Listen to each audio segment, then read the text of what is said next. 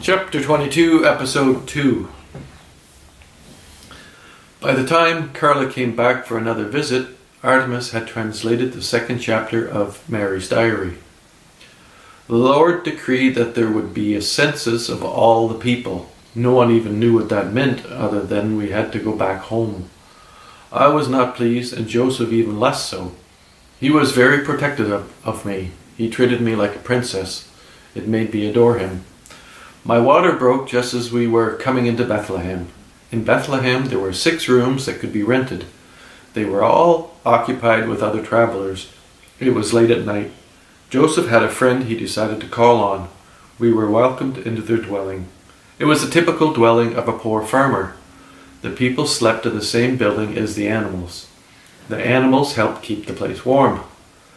The husband and wife boiled some water and I started squeezing. I also started screaming. My vagina ripped when my baby's head finally burst through. After the baby came out quickly. He cried for the shortest of time while he was cleaned with some warm water and placed on my breast. Jesus. It wasn't Joseph's first child, but it was mine. I was so happy that he looked healthy and I hadn't died bringing him into the world. We were all resting after all the excitement when we heard camels out in the yard. No one in Bethlehem had camels. Many had an ass, or did we call them donkeys? The 3 kings from the east came in. So is this the king? Joseph told them he was a carpenter. His shop was in Nazareth. Well, they didn't pay him any attention. They were looking at my tits and our baby. What's his name? Jesus Howard Christ. We brought you some gold, frankincense, and myrrh. Presents. That's awful generous. Who are you guys? I'm King Doug. This is my brother King Doug and our cousin King Bob. That's nice, but what's up? Why did you come? We are astrologers and we look into the sky to get a reading on things, and our calculations added up to a baby being born somewhere east of... No, we were from the east. So I guess... Wait. Let me check my chart. Let me check my charts.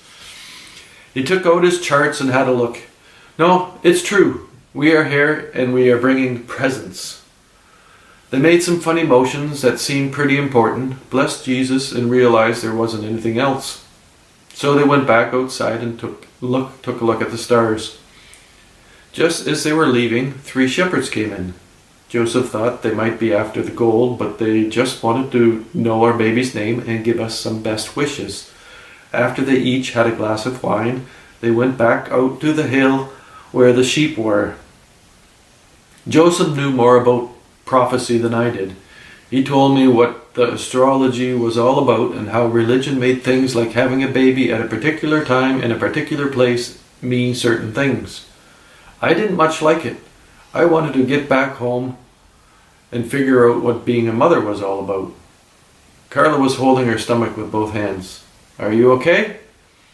I'm just having a panic laughing attack. Go on. That's all I have so far.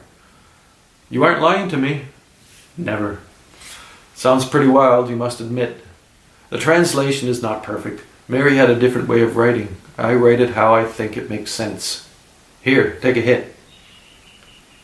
Karla started laughing again. Mary wasn't a very good writer. The thing is full of spelling errors. The grammar is a disaster. She likely didn't go to school. Writing wasn't for girls back then. Joseph must have taught her. Karla tried to construct a serious face. Artemis never got offended, so it wasn't necessary.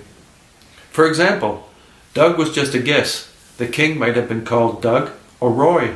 Farhat. Artemis pointed to the name on the photocopy.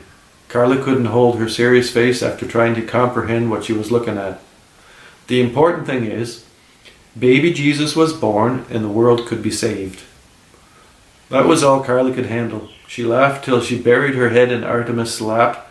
Artemis wondered why she didn't find any of it funny.